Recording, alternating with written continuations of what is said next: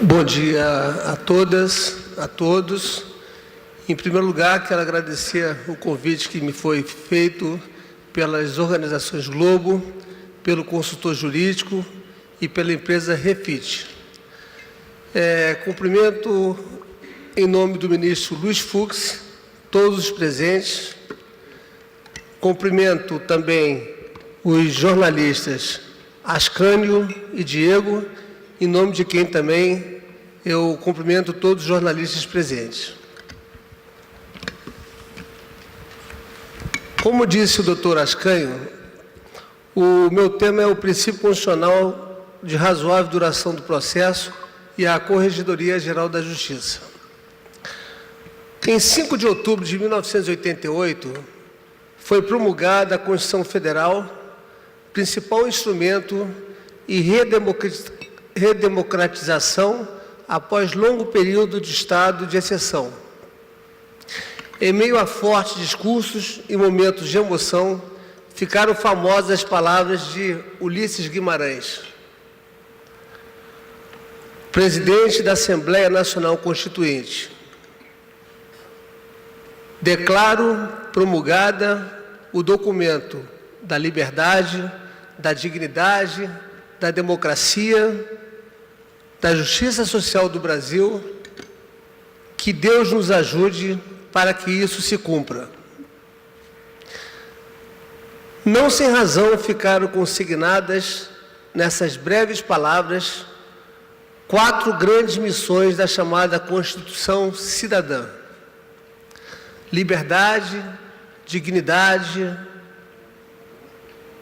da justiça social do Brasil, democracia, que Deus nos ajude para que se cumpra.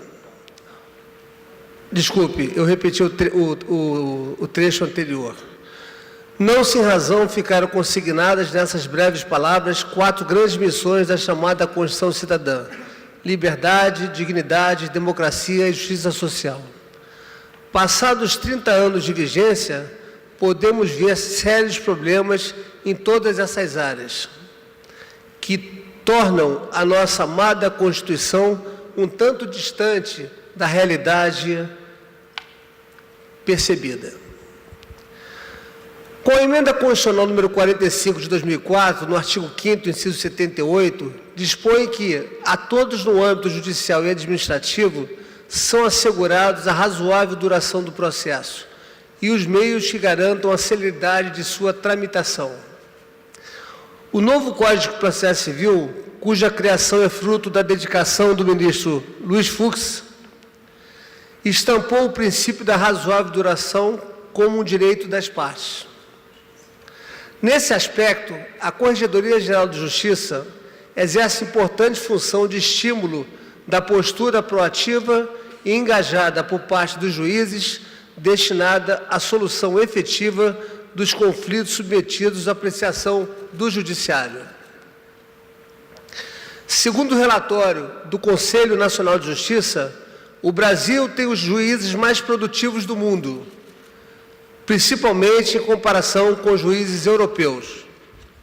Cada um dos 18 mil magistrados brasileiros produz, em média, 1.749 sentenças por ano, contra a média de 959 dos juízes italianos e 689 dos espanhóis e 397 dos portugueses.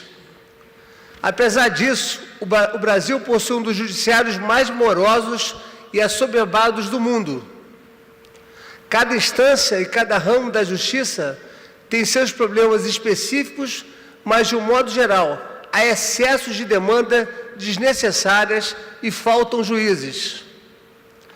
Para cada grupo de 100 mil brasileiros, há 8,2 magistrados.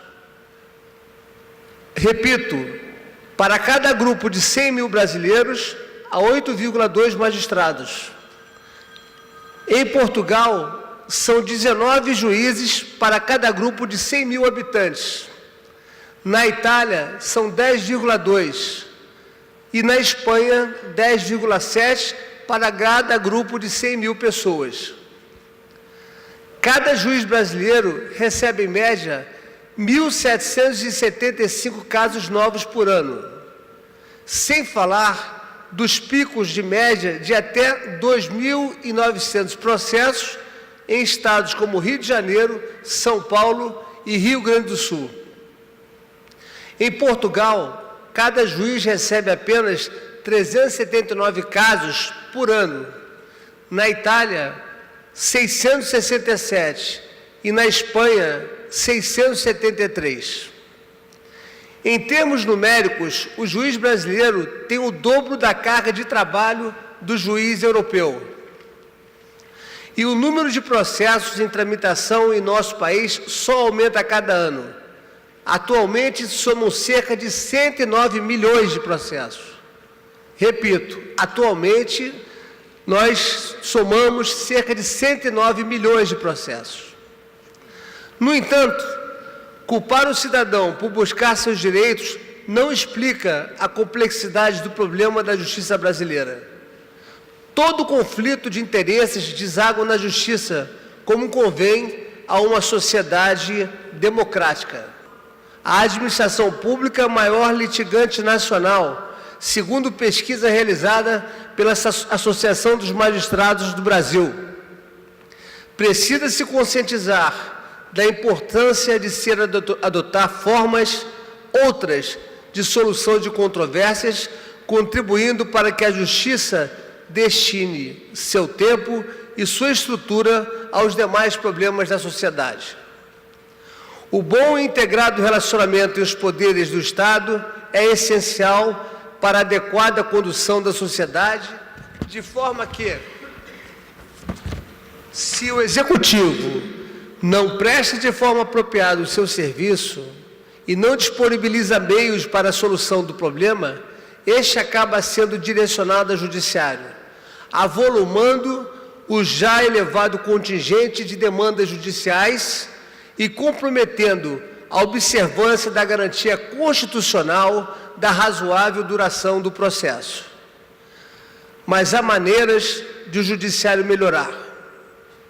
Qual seja a atuação integrada entre os poderes de Estado com vistas à solução pacífica das controvérsias, mencionada no preâmbulo da nossa Constituição Federal, e a estruturação planejada pelo Poder Judiciário, administrada com base nos fundamentos da gestão, que não se restringe ao ramo empresarial, mas se estende ao Poder Judiciário, inclusive com a atribuição de uma nova visão da magistratura, em que o juiz deve ser enxergado como gestor pragmático, como agente transformador. Isso é indispensável nos tempos atuais.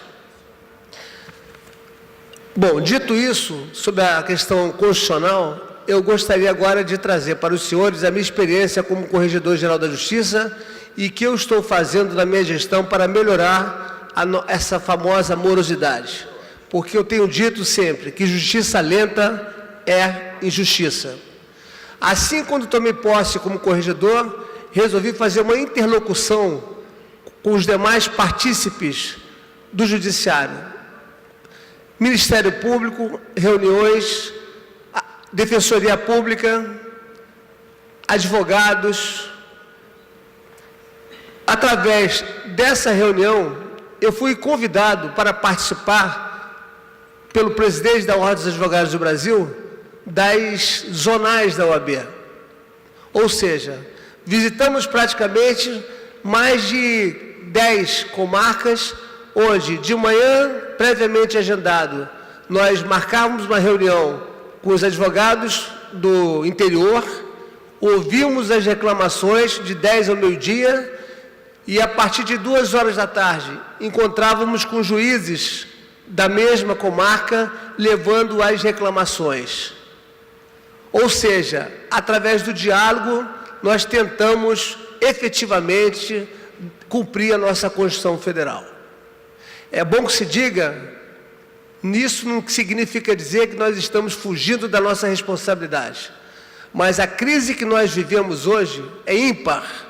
Só em primeira instância, tendo em vista a mudança da lei pronunciada pelo governo federal, da Lei de Previdência Social, 500 serventuários de primeira instância pediram aposentadoria. Portanto, nós perdemos 500 serventuários. Muitos juízes estavam trabalhando com 2, 3 serventuários nas suas varas. Nós não podemos, evidentemente, cobrar uma produtividade sem dar ao juiz uma mão de obra qualificada. Então, o que nós procuramos levar aos magistrados? Julguem, façam as suas sentenças, prolatem as suas sentenças de forma mais sucinta. Não gastem mais de 30 laudas, 20 laudas, nós não podemos fazer hoje isso. Já foi tempo. Hoje, se um juiz quiser citar a doutrina, citar a jurisprudência, citar autores, que o faça numa pós-graduação, que o faça em um mestrado, mas não numa sentença. Então, a sentença ela tem que ser prolatada de uma forma sucinta. Se houver algum equívoco, o Tribunal de Justiça do Estado do Rio de Janeiro, com certeza, irá corrigir através de 3 embargadores. O nosso Tribunal de Justiça, como todos sabem, pelo menos no meio jurídico, e quero aqui anunciar para todos os jornalistas, é um dos tribunais mais produtivos do Brasil. Isso dito pelo Conselho Nacional de Justiça. Mas o problema nosso, infelizmente, está na primeira instância por falta de serventuários. Nós não podemos abrir concurso público, tendo em vista, como disse, a crise existente no nosso estado do Rio de Janeiro. Então, através do diálogo, dessa parceria, nós conseguimos resolver vários problemas, vários gargalos. Procurei mapear e verificar dentro da corregedoria aquelas varas mais sobrecarregadas.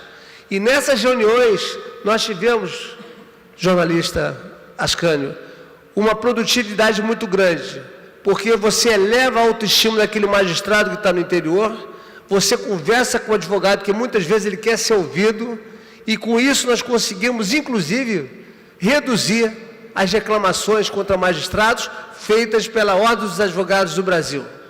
Quando nós chegamos na corregedoria, havia dezenas de reclamações. Depois que os advogados passaram a ser ouvidos, depois que houve esse diálogo entre advocacia e magistratura, o judiciário passou a produzir mais. E eu disse aos juízes, o corregedor, ele é orientador, ele é um parceiro do magistrado. Engana-se quem pensa que o corregedor é aquele que é o punitivo. Volto a repetir, evidentemente que nós vamos disponibilizar condições de trabalho. Se o juiz não quiser ajuda, aí é dever do corregedor puni-lo, sob pena dele estar prevaricando. Mas, na verdade, nós procuramos ajudá-lo. Aí os senhores me perguntam, de que forma? Montamos na Corregedoria da Justiça, apesar da crise com os nossos serventuários, um trabalho remoto, ou seja, um trabalho à distância, onde aquelas varas mais sobrecarregadas, serventuários da Corregedoria, estavam prestando auxílio àquelas varas. Conversamos também com os juízes e dissemos a ele, como disse no início da minha fala, o juiz tem que ser gestor. O juiz não pode hoje chegar no seu gabinete, se trancar e esquecer a parte do cartório. Em janeiro de 2017, nós tomamos posse em janeiro de 2018, a nova gestão, e vai até o biênio de fevereiro de 2019. Nós tínhamos 9.944.371 processos.